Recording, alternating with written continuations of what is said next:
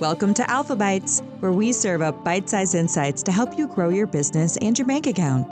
Our host, Alex Zinni, CEO of Alpha Key Digital, dives into the latest marketing trends, proven strategies, and actionable tips to scale your online presence. Whether you're a seasoned entrepreneur or just starting out, Alpha Bites delivers the keys to unlocking your success. Now, let's get started with the show. Hi, everybody. I'm Alex Zinni, your host of Alpha Bites, where I sit down with inspiring business leaders, entrepreneurs, and successful people to figure out what's driving them, to learn about uncovering the secrets of their success, and just to learn more about them in general.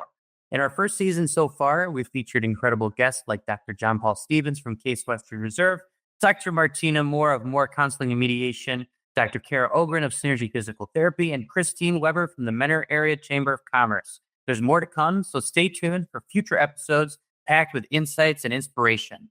But first, this episode is sponsored by Alpha Key Digital, where we specialize in delivering measurable digital marketing results.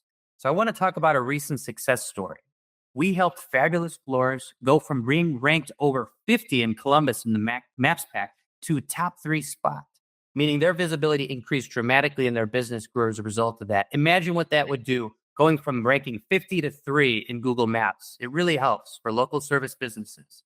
By optimizing their Google business profile, implementing hyper-local SEO strategies, and targeting backlinks, we didn't just improve their rankings, we helped drive more qualified traffic and leads to their business. So if you're ready to transform your online presence, then visit alphakeydigital.com to book a call with Madison Hewitt, and she will walk you through the beginning of that process. But first, another thing before we start with our guest today, I want to give a special shout out to Jesse Stiles, who I hope will soon be a guest on Alpha Bites. We're trying to get him on here, but he introduced me to today's guest. So be sure to check out his business, North Star Towers, at nstartowers.com and learn more about his incredible work. So today's guest is Chris Galloway.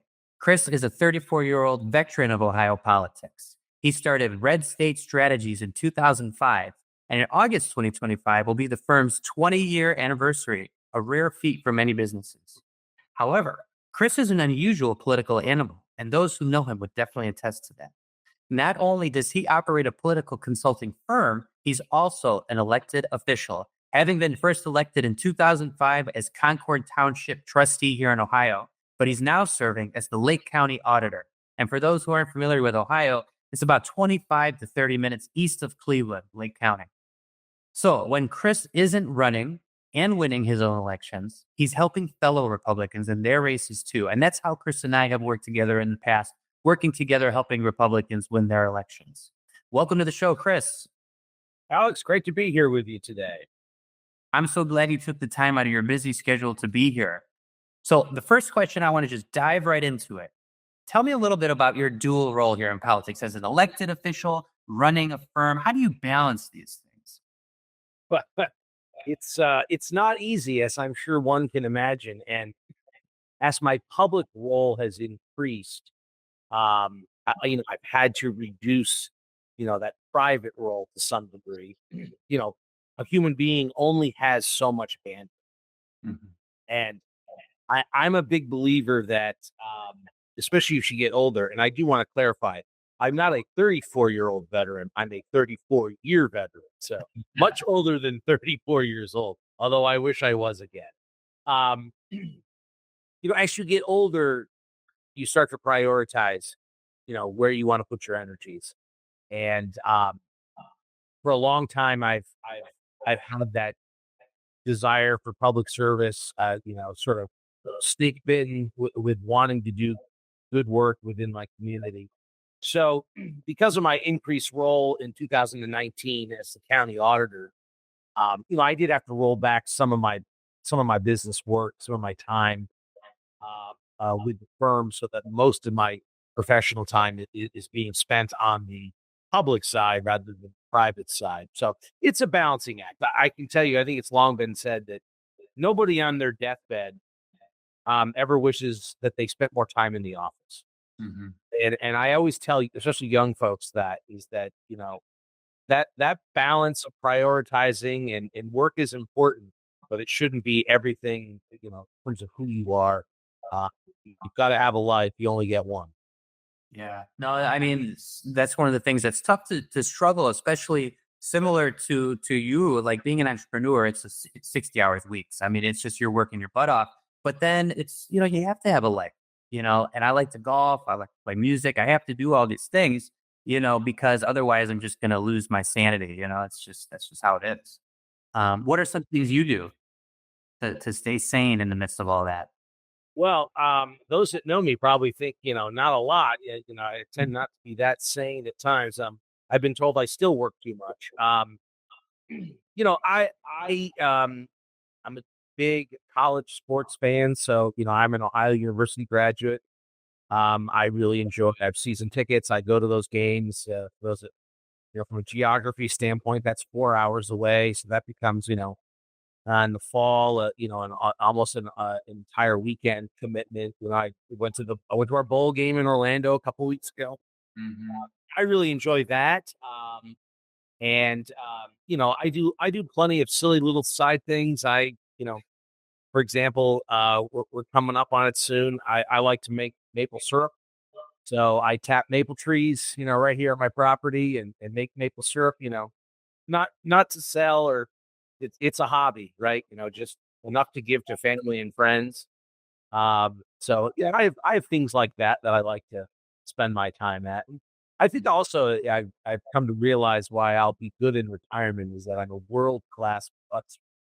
I mean, I will putz around the house on the weekend if I have nothing to do or nowhere to be, and I seem to be quite good at it and quite happy and content with it.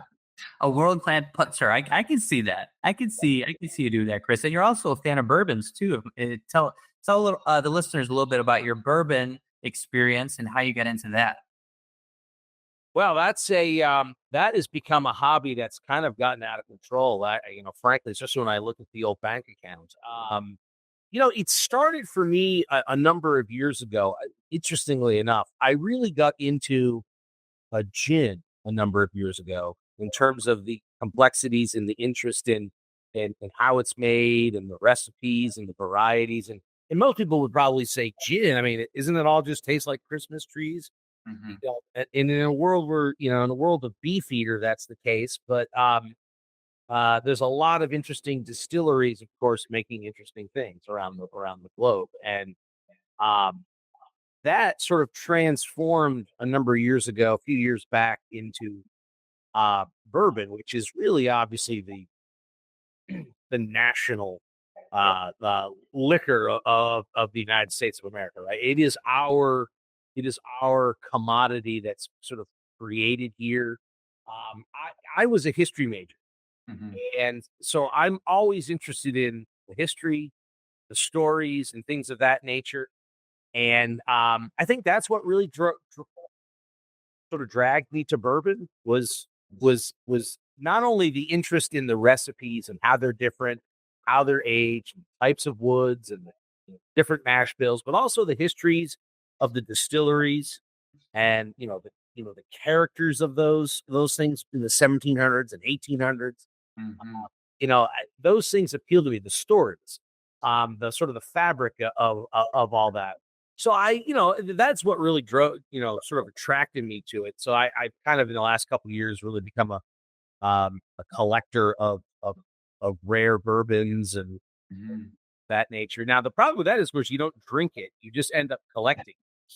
So Uh-huh. that's when I say that, the old bank, the effect on the bank statement is that I find myself now with lots of interesting bottles of various types and they're sitting on shelves, but like grown men that collect cars Mm. or model trains or something. It's like, what are you doing with all this then now that you've been collecting it, right? You're not drinking it, you're collecting it for the sake of collecting. So I like to call it, it's like the middle-aged male version of Pokemon.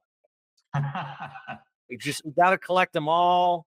Yeah. There's a rare one, you're gonna go out there and try to find it, on the secondary market, that kind of stuff. So yeah, it is in some ways, it's sort of become a bigger thing in the last year and a half for me, and to the point where actually we started an actual barrel club where Mhm. we have folks that are part of our group, and we're actually selecting barrels from distilleries. For those who aren't familiar, you can go to a distillery and usually got to get on a waiting list and all that sort of stuff. But you go and you can buy an entire barrel, and they will let you sample, 3, 4, 5, 6 different barrels, and then then they'll bottle it up, and you can own it, all the bottles from a particular bourbon barrel.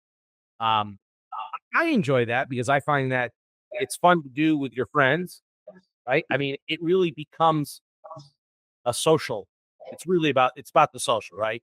You're spending time with your buddies, um, tasting bourbon, picking up, having bottles made. That's a nice social outlet.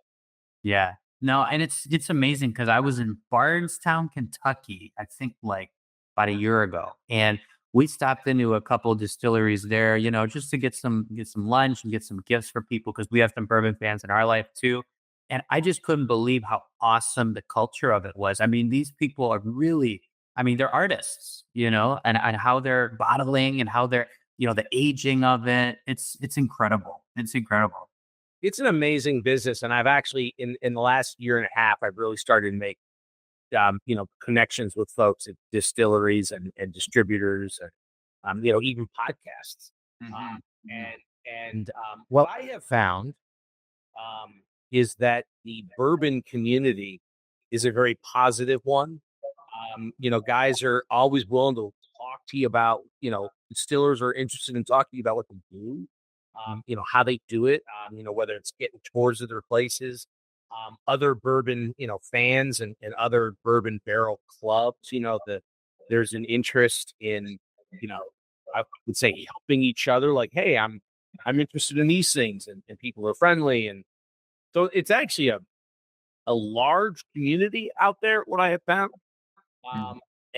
And very, positive and supportive. Like, people will ask, hey, does anybody have thoughts on this particular brand or bottle, or, and people are always sort of happy to help and talk about it. So it's been interesting. It certainly is, in terms of midlife crises, it's certainly better than, in my mind, that, buying 4 Corvettes or something, Well, I mean, it doesn't sound like a midlife crisis to me, Chris. It sounds like a third career just blossoming in front of our eyes here. You might have maybe, who knows? God only knows. If I keep pushing this, who knows how long before I own a distillery, right? that's leave it up here, right? So you can do it. But speaking of third careers, 20 years of red state strategies. Congratulations on that the upcoming anniversary. I mean, that's not too many businesses can make it that long, and it's it's a significant milestone. I mean, looking back on it, I'm sure there's so many, but what are some changes that you've seen in political consulting since you started a firm, and how have you adapted to it? Wow. Changes will always come down to the technologies and the platforms and things of how we communicate with voters. At the end of the day, it's the business itself is really not much different. It's about relationships. It's about, um, helping somebody communicate their message to the public in a way that not only is a winning message, but also, it has to fit the candidate, right? I mean, you can't go so far afield where you're communicating a message that the candidate doesn't either A, represent, or B, doesn't agree with, right? So you're trying to get to know and understand the hopes and fears and the dreams and everything of your candidate, what they want to accomplish, and then how to figure out how to communicate that to the public in a way that they internalize that and then feel like they want to vote for somebody. It's a lot like business marketing, a lot like what you engage in. Instead of selling a product or a service, you got to figure out how to sell a person. Yeah. You have to sell a person when you are directly in competition, and you have to sell that person to a public that, let's face it, in this day and age, they're very skeptical and they're very cynical. And so, that is the meat of the business in terms of, getting someone to, to be able to be successful and helping them win that election. How we go about it, it's changed in terms of that shift from, we've been through, it's all, you can go back 50 years, right? And it's newspaper ads and different things, and media's change. And you have to be willing to adapt to all the new platforms, I remember, especially in local elections, being a real early adopter in targeted direct mail and being able to win elections just because you could target direct mail, even in like a city council race where I'm sending this mailer with this message to seniors. I'm sending this message to young families. We're doing X, and we did that through mail. Then with the early emergence of social media, understanding that importance and trying to figure out how to advertise through that. I mean, I was an early adopter on Facebook content, back in the day before Facebook made it impossible. You remember those days where a candidate could upload their own voting list and put their own stuff together and put it out there. Doing things like that where most candidates didn't even know how to do that at an advantage. So for me, it's always about, and then of course we get into things like targeted digital and it goes on and connected TV. And I found that always being on the front end, that new thing gives you a competitive advantage over your opposition. So, for several cycles, it was, knowing how to target, social media. Then it became, okay, what about connected TV and things like Google TV? And eventually everybody catches up, right? I mean, eventually everybody catches up. They either A, figure it out, or B, they get a, consultant who's smart enough to tell them, what to do. So I think that's been the biggest trick to survival for me is, understanding my clients, trying to understand the electorate of whatever that electorate is and that they're running in, whether it's the city, the county, the legislative district, and then knowing, okay, how do we best use the dollars that we have to push that message, and what are the things that our opponents not doing that we know how to do that gives us a competitive advantage? And it's changing. God only knows what the next thing's going to be, Alex. I mean, you might even know better than I do at this point. But once we, what comes after connected TV and digital? What's the next, what's the next way to communicate to voters?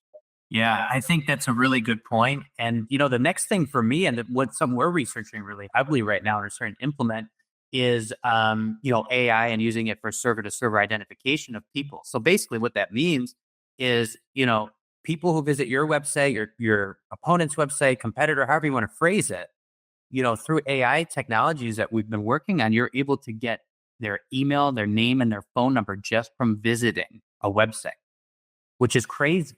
To be able to track that, to know for certain this is who is visiting your site or a competitor's site, to be able to build lists off that and then have a hyper-focused, campaigns. I mean, it's exploding, but the AI is going to be a major one. And it's really something that we're keeping a close eye on. And just we have to stay part of your success that you mentioned, Chris, was staying ahead of it. What's the next thing, And for us, when it comes to advertising, AI is going to be a really big component. So we're doubling, tripling down on that.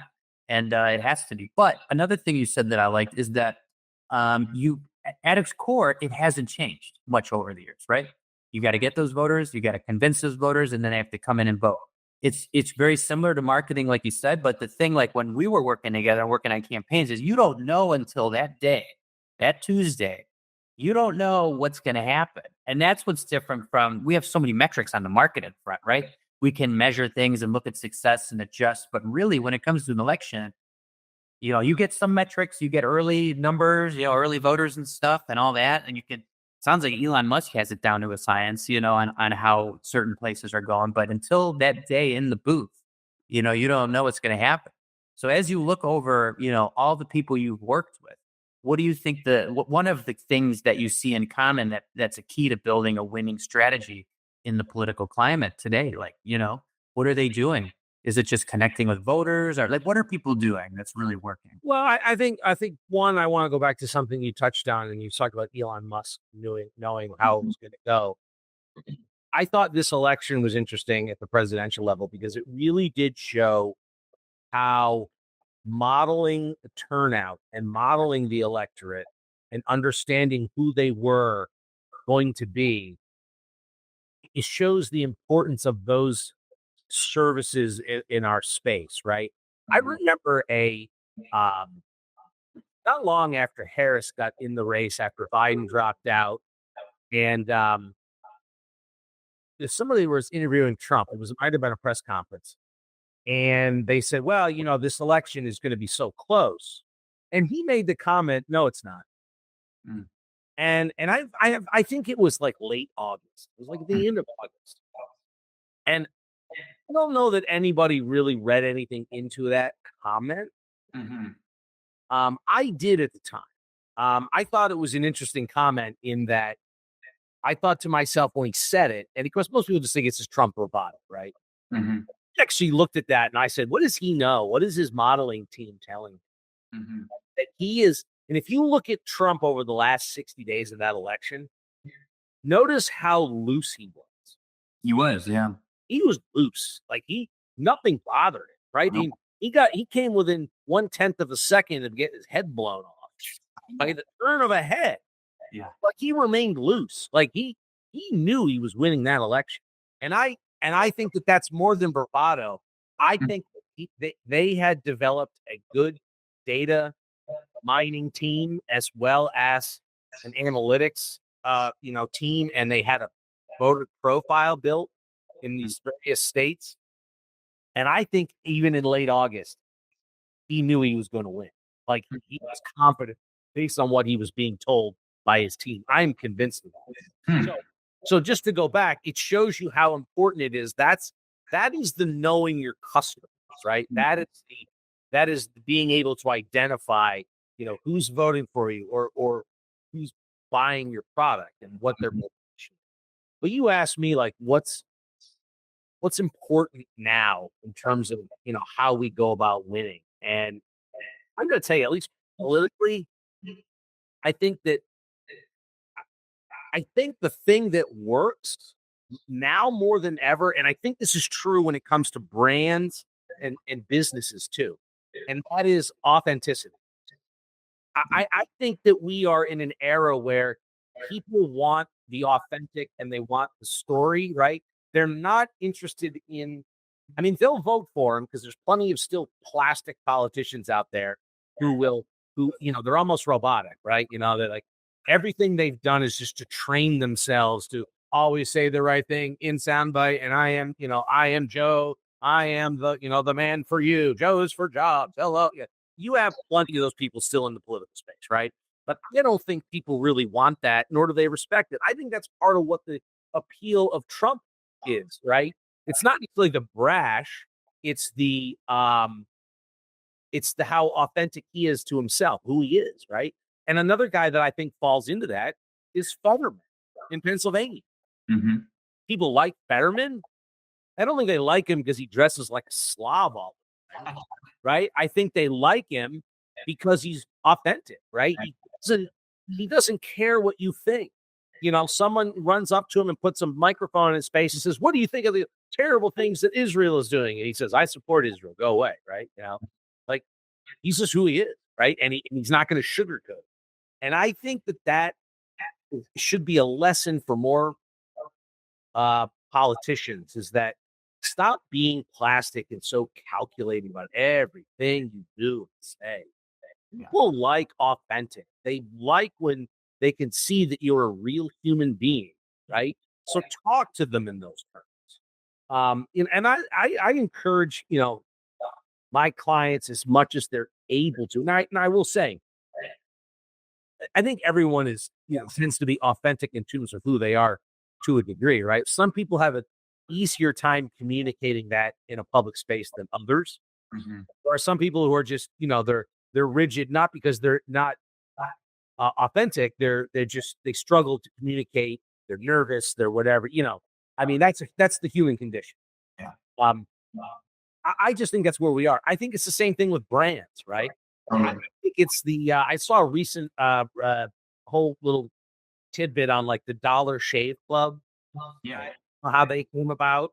Mhm. It was just really a short documentary, and I was fascinated by it because this thing is this guy started by a comedian. Mhm. Within a matter of 3 years, took down Procter and Gamble. Took down Gillette that owned 70% of the market for 50 years.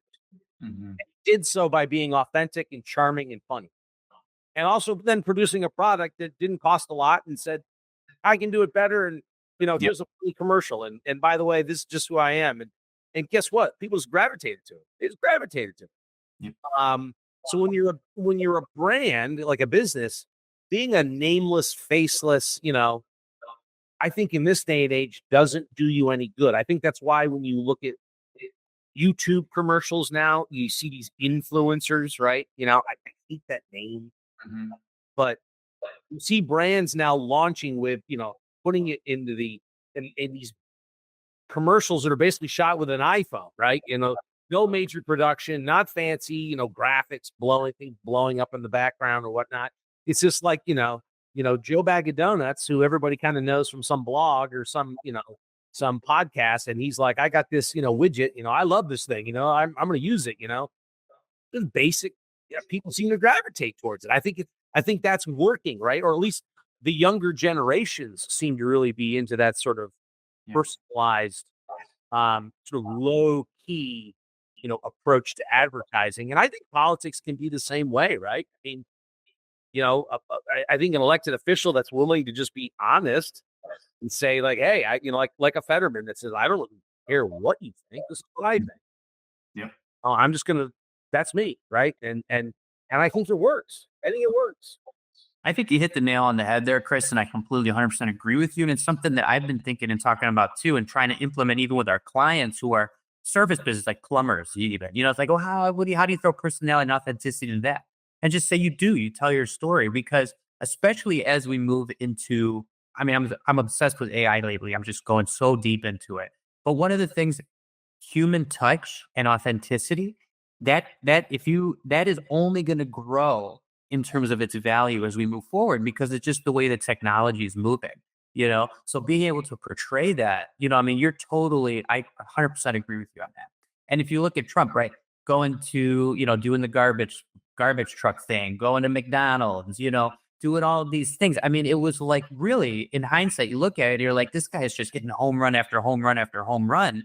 And he does have the bravado to him as well. But I think, even going back to a previous point about the data modeling and the things that they were doing, that's also the future. So you combine both of those, you know who your people are through advanced analytics and data, and then you take an authentic message that you really believe, and then combine the two of them. I mean, that's gold right Yeah, I mean, you use an example of a plumber, right? I mean, if I was doing advertising for a plumber, I mean, I would do 15-second spots of your plumber client, literally with a plunger over the toilet.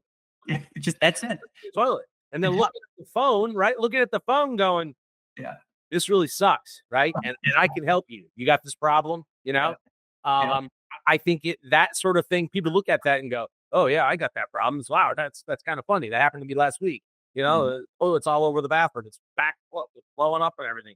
Yeah. Shooting a 15-second spot like that, and you get that as a YouTube ad, Get that. as a plumber, Yeah. right? I mean, you're gonna call that guy. Yeah. You're gonna call him and go, hey, Bob Plumber, man, get over here. I've got, punch my toilets, right? I mean, it works. And I think that here's the great thing for businesses, and, sort of talking about your space, Mm-hmm. small businesses. Think about, because technology has gotten to the point now where you can shoot commercials with your iPhone. You and I have done it for candidates, right? Mm-hmm. You can shoot it with an iPhone in terms of the quality. You can edit it on a laptop. It doesn't take a huge production team to make some pretty good stuff, some pretty good content. So if you're a small business and that's just trying to get your bang for your buck, you can do it today. Yeah. In you to be able to get out there and get connected and make media and make a connection, because it's it's so accessible now. The cost has come so far down Amazing. Yeah.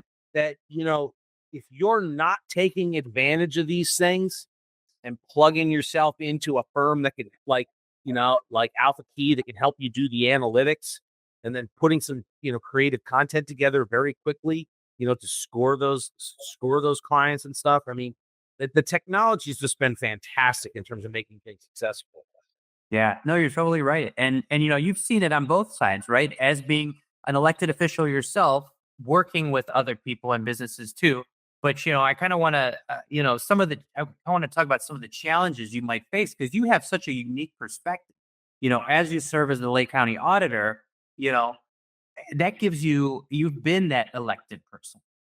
What's one of the things that you tell people who've never been elected before, like, get ready because this is how it's going to be? What's something that you've noticed that as an elected official you didn't expect that happened?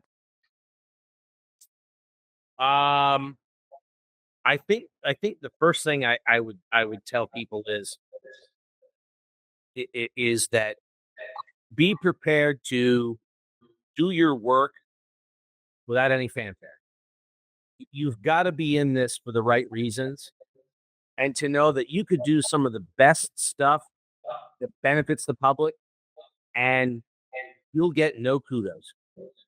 No one's gonna throw rose petals at your feet. You're gonna toil a lot of times in anonymity. And actually in this day and age, most of what you're gonna get, honestly, because of social media, the negative side is most of what you're gonna get is negative. Mm-hmm. Now, when you get feedback, it's gonna be negative. And don't let that be a driver.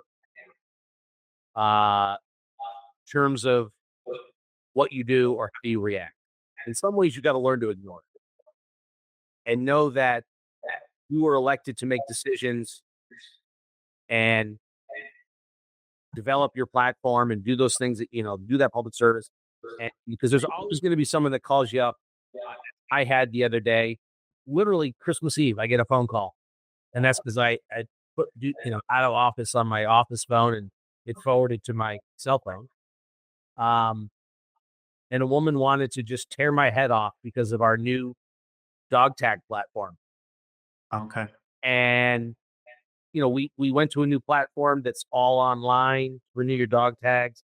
The fee is the same, but from our standpoint, it makes it more efficient. We're offering some more wider array of options to the public in terms of, other things that they can order with their dog tag. We reduce our overhead, we reduce our labor costs by like 90%, making us better and more efficient in terms of government, right? To do this terrible mundane task that is issuing dog tags, right? Mm-hmm. No county auditor wants to be in the business of, but we're stuck doing it. Mm-hmm. She was just so angry and combative about she didn't like the new platform.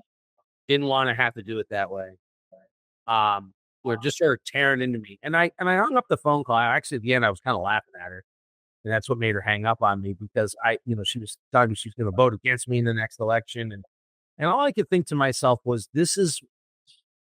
you're so angry over a $20 dog tag renewal platform, right? It's just a simple log in online, Mm-hmm. put in your information, and yes, I want another dog tag, and they mail it to you. I mean, we're not talking life-changing stuff here. Rather than filling out a form and mailing it in with a return envelope and all that stuff you had to do in the past, now we just automated it through a website. So angry, so bitter, so vitriolic. And I thought, this is what you want to spend your time on Christmas Eve doing? Eve of all days. It's official. Just scream and bitch about a dog tag platform. Like, and I just warn folks, in this day and age, you have to just kind of laugh at that. And you can't, because what they want you to do is go, oh, you're right. You know what? I'm canceling the whole program because there's one person mad at it, right? No, we've made a decision. It's the right decision long term. We're going to adopt technology to be more efficient. We're going to find ways to save money when it comes to running our operations. And this is the new way we're doing it. Mm-hmm. You use Amazon, you use DoorDash, you use whatever. I know you can do it. you don't like change. So you wanted to call me up on Christmas Eve and yell at me, which is your right to do. But I'm also not going to change what I do. And I try to tell new folks when they get elected, like, stick to your beliefs, and don't listen to the negative noise.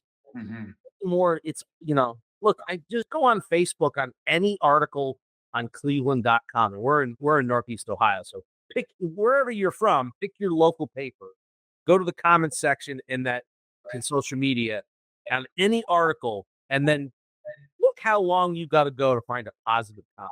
Yeah. And that's where we are. And I tell elected officials is that, look, if you really believe, you're doing the right thing and a good job, then you have to ignore the noise. You got to just keep moving forward. Because I'm a believer, if you do the right things and you work hard, and it'll all work itself out in the end. Because I have an old colleague, Connie Luda, who was a Concord trustee with me. And she always used to just call it the silent majority. But people are happy or satisfied with something. They're not calling you up to, give you accolades, right? You're not going to hear from them. So, I just try to get people to gird their loins on that front, that, hey, we live in an era where, because of social media, we're all easily accessible.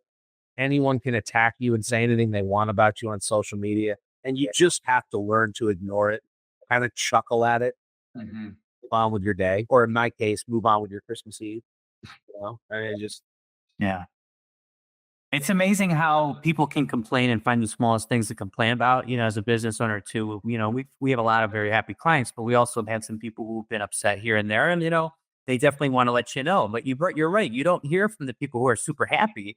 You hear from the people who are angry, and it sounds like you have a good coping mechanism of making like humor out of it. Which is great. And everybody needs something to be able to fall back on it. And it sounds like humor works for you, and that's a good one too, because you have to laugh it off. I mean, it's Christmas Eve, Yeah, right. I mean, I got a random phone call that wanted to tell me how awful I am because I changed the dog renewal platform. I mean, okay, and and I think I'm a big believer in humor in all kinds of things. I don't care what you're doing. I mean, I don't think life should be so serious. So I'm known as one who liberally cracks wise at any moment. So yeah. Well, another thing I want to ask you too, Chris, is for people who are interested in going into politics. There's a lot of people. Don't do it. It's awful. It's it. For those who are crazy enough who won't take that advice and they're going to do it anyways, what's advice you can give to someone who's just starting out? Well, I think most people that run for office, especially at a local level, they're running because there's one thing that really spurs them to run, right? Yeah. Who knows? Maybe I'm going to have an opponent because of the dog tag, right? I mean, it's usually something like that that gets somebody irked enough to want to run. What I always encourage people to do is, when they come to me and they say, hey, I'm thinking about running for X, Y, or Z, I want them to first think about, hey, why do you want to run, right? And you've got to be able to answer that question. So you knock on that very first door when you're campaigning and you say, hi, I'm Joe Bag of Donuts and I'm running for state representative. You have to be prepared to answer that question. If that person goes, okay, why do you want to be state representative? And you wouldn't believe how many candidates for any office stumble, fumble, bumble, and can't answer that. Wow. They don't have this is why I want to do it. This is why I'm doing it. So I always encourage people, not only in making that decision, do you want to do it for the right reasons? Do it for the right reasons. Not because you're just mad at something. Because let's say you get elected and you take care of that one issue, okay, then what? Okay? But then also think about in your mind how you articulate. How are you going to articulate to people why they should elect you a city council or a county commissioner or a state representative or a judge or whatever? Like, what's your raison d'etre, right? I mean, you have to know that. You have to be able to communicate. And then running for office also it takes its biggest toll, usually not on the candidate, but on the friends and family. Mm-hmm. And I will tell you this as someone who's, been a candidate and all that. I've been attacked, negative ads, and I laugh, right? Like you just said, coping mechanism, right? I mean, I had an opponent once, put my head like, the equivalent in the Democratic caucus in Columbus, put my head in a man's like lap and had it like bobbing around, right? I thought it was stupid funny. I mean, it was just goofy, right? And I laughed at it. And the ad was brutal, right? It had nothing to do with me other than saying, well, he's friends with these guys that you don't like, right? Mm-hmm. At the time, it was like Governor Taft, stuff like that, right? You have the Tom Noe coin scandal and everything. And so it was like tar and feathering me, a guy who had nothing to do with any of it, with the sins of guys 3 hours away in Columbus. Mm-hmm. It was an effective ad, right? I mean, it was, right. I mean, that particular environment, it was tough to be a Republican running in that environment, Mm-hmm. and it was effective ad. But I understood what it was, right? My friends and family, my wife at the time, my mother, another boy, they were angry. Mm-hmm. All on them. Yeah. More than me. Mm-hmm. And so I always encourage people, talk to your friends, talk to your wife, talk to your husband, talk to your mother, about your interest in doing this, because you'll find that they are your biggest cheerleaders. They love you more than anyone. And when those things start flying around, boy, they're going to take it the hardest. Yeah. You need to be ready for that. Because a lot of times the candidates have thick skin. Now, don't get me wrong, a lot of candidates don't have thick skin. Mm-hmm. But then that would be the other thing, of course, get thick skin. You know, and so I always want people to be, before they run, to think about what it is they want to do, how they're going to communicate, make sure their friends and family are on board, your spouse is on board with doing this. It takes a toll on the family. And a lot of times I will have them go through that sort of exercise. And I've had a lot of people basically choose not to run. Yeah. They think about it, and I view that as a good thing. I don't view it as losing a client, right? I view it as they've made a decision that's good for them potentially. Mm-hmm. At the end of the day, I've always had the luxury of picking and choosing my clients, right? I don't work for people I don't care for. Mm-hmm. I don't work for people that I don't like, or I don't think they'll do a good job. I'll pass on. Now I know everybody doesn't have that luxury. But that's always been my mode. And so I always want them to think about why they want to do something. And I think that that's the same in business, right? I mean, you go through the same analysis in terms of, let's say you want to open a coffee shop or something, right? The question I immediately would ask somebody is, okay, do we need another coffee shop? What's going to differentiate you? Yep. Do you have the ability to work 100 hours a week to make sure it's successful? Yep. Have you really thought through all the business plan elements in terms of cost? And as a lot of times, especially with small business startup, boy, a lot of those things are half baked. Oh, Yeah, they've got 3 friends that think, oh, you ought to open this coffee shop. And that's why 90% of small businesses fail in the first year. Yeah. Because it's not well thought out. And I always want people when they're whether they're running for politics or they're starting a business to really think about all those elements and are you likely to succeed? I mean, because I've had clients where I'm like, and they run anyway, and I'll help them, but sometimes those are the toughest ones where you almost know in the back of your mind they're going to, right? Yeah. You have a client that wanted to run for Congress in 1998 against Sherrod Brown. I ran her campaign. Former state senator, wonderful woman, God rest her soul. She's now passed on. But, she ran, and it was just like, we're not winning this race, right? Yeah. But you spend 7-8 months dutifully working hard for her because it's the right thing. And it's just like, were you likely to win? No. But you never know, right? I mean, there's always you never know, but at the same time, you know the odds if you've done this long enough, right? Mhm. So you want to be able to be honest with folks all the time, which I try to be, which is like, look, it's a long shot, right? You are asking to climb Mount Everest in a pair of penny loafers. Like, can you do it? Sure, but it may not be that easy. Yeah. Well, that's a really good point. And, I see the same thing too. When we'll vet potential clients, I'll ask them, can you handle an increase in business? Do you have the systems in place? If I go out there and we do this ads and you get all these new leads and all these, can you handle doubling your business?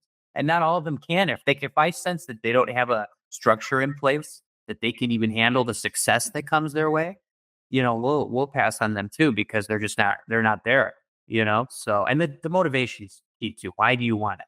I want my second house in Florida, or I want a legacy for my family. They're very different things. So understanding where the person's coming from is always been important for me. But I have one last question. It's a fun one. But before I ask it, Chris, is there somewhere that I can have people go to learn more about you, or do you want to give out an email? If any of those people out there who, when you said don't do politics, said I'm doing it, and they're calling you or they're emailing you, where should they go? I have suddenly a talkative German Shepherd right now. I heard of it. I mean, look at it. She is very, very upset with Daddy right now. Oh, she's so cute. Yeah, she's decided that she's tired of me having this conversation. Yeah, nut.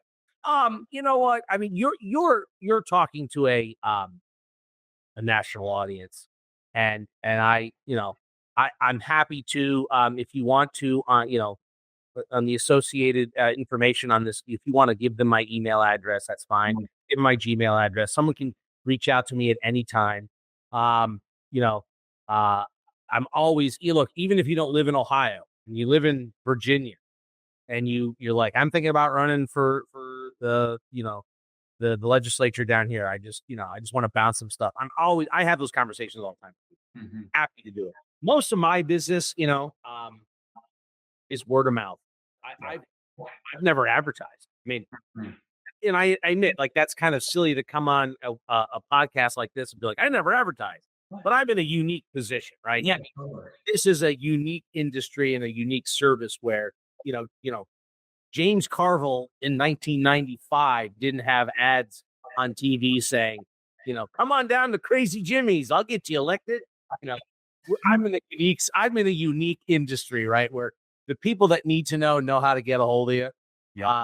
and talk to you. So, and I like I said, feel free to provide my email address to anybody. I'm happy to have conversations with folks. Point them in the right direction. And in terms of services and thoughts, I actually enjoyed those conversations. Okay. But with the caveat of be a Republican, right? Or can they be a Democrat too? I mean, listen, I won't work for a Democrat, but I've had Democrats call me up and ask me questions or ask my opinion on stuff, Yeah. and I'm an equal opportunity gabber. I mean, I'll talk with anybody. I'm just how I'm built. I won't work for you if you're a Democrat, but if you want to call me up and pick my brain, I'm happy to chat with you. Doesn't bother me. Yeah. So yeah, but if you're a Republican, come on down, give me a call, send me an email. We can schedule a call, and if you have questions or thoughts or things like that. And again, like I said, I do get those from time to time. Even people in other states, even though I only do Ohio campaigns, but I've done statewide, regional. I mean, I've done them at every level in Ohio. I've done PAC operations for corporations and things like that. So Ohio's my stomping ground, and that's a me choice never to really spread beyond Ohio, because I keep this is a very tight operation and sort of boutique. But I have chatted with a lot of people in different states, and because again, at the end of the day, process is the same. In terms of how to go about putting together your team and how you want to launch, how you want to think about things, and so I enjoy those conversations. It's always good to meet people. I don't care where you are. You never know who you're going to meet. Absolutely. I was just saying. Perfect example. Yep. You mentioned at the beginning of this podcast how I have gotten into this bourbon hobby and game and stuff. And not long after the last election in November, I went down to Marco Island for a week, little getaway. And while I was down there, the one rainy day I had, it was a crummy day. I thought, okay, I'm going to head on out to Naples and Estero and check out a couple stores and, do a little bourbon hunt, right? Find maybe there's some unique bottles I can't find in Ohio.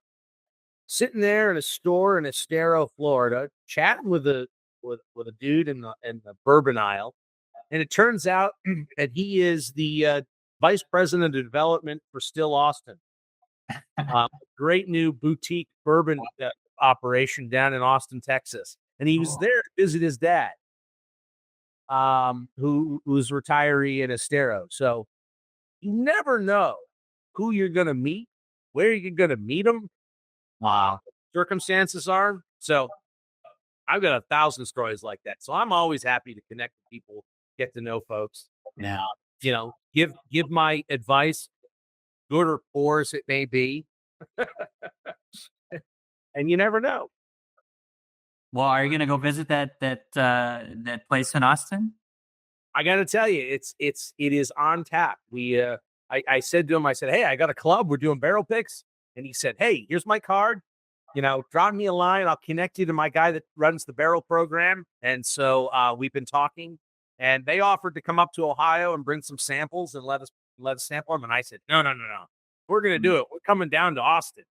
So we're going to see. They're not distributed in Ohio yet, but they are, according to Ohio Liquor Control, it's their website. They are coming soon now. So I'm hoping that means that we could get the green light to go ahead and do that in 2025. So all because we just started chatting with a guy in an aisle in a liquor store in Florida, and you never know where you're going to meet somebody. So never be afraid to communicate. Well, thank you, Chris. Thanks for your time today. The final question is just going to be, who do you got for the Ohio State game? Do you see the Buckeyes winning, or do you see them losing? I'm a Bobcat, so all my friends know I'm not a Buckeye, but I think Ohio State wins. Okay. I think they beat Texas. I still think they're the better team. I think Ohio State is probably going to lose it all. Although I am sort of kind of rooting for Notre Dame. I wouldn't mind seeing, I love our Final Four. And, I love the fact that we have traditional schools in there. Ohio State, Notre Dame. I mean, I wish we had one Cinderella, but isn't college football good when Notre Dame is good and Texas is good? Totally. And the U down in Miami is good. I mean, I feel the same way when we talk about college basketball. Like, I just recently was reminiscing about the old Big East with a friend. Like, college basketball better when you had the Hoyas taking on St. John. You had Syracuse versus Villanova, and there were Saturday CBS matchups of all these big old-time Big East powerhouses. Wasn't college basketball better? That was good. Yeah. And I feel that way right now about where we are with the Final Four in this first playoff. I mean, Ohio State, Texas, Notre Dame. Well, you don't get bigger brands than that. Totally. That has worked out pretty darn well for them, I would say, and for ESPN and whoever else is advertising and on those platforms. Those are huge brands. So, everyone loves the Cinderella, right? But without that, I mean, barring that, you got the big classic brands are the way to go. Yeah, we got some great matchups, and you think Ohio State's going all the way, so we'll see. We'll see how this ages, because by the time this podcast comes out, it'll probably be determined. So we shall see. And I'll be completely wrong. We'll see. Well, we've been talking here with Chris Galloway, Lake County Auditor and owner of Red State Strategies. So happy that you made it on the podcast, and we'll talk to you soon. Alex, thanks for having me today. Thanks for tuning in to this episode of Alpha Bites. If you found today's insights valuable, be sure to subscribe, leave a review, and share the podcast with your network. Let's keep the conversation going. Connect with us on social media or visit us at alphakeydigital.com/alphabytes. Remember, the keys to your digital success are just a bite away. See you next time.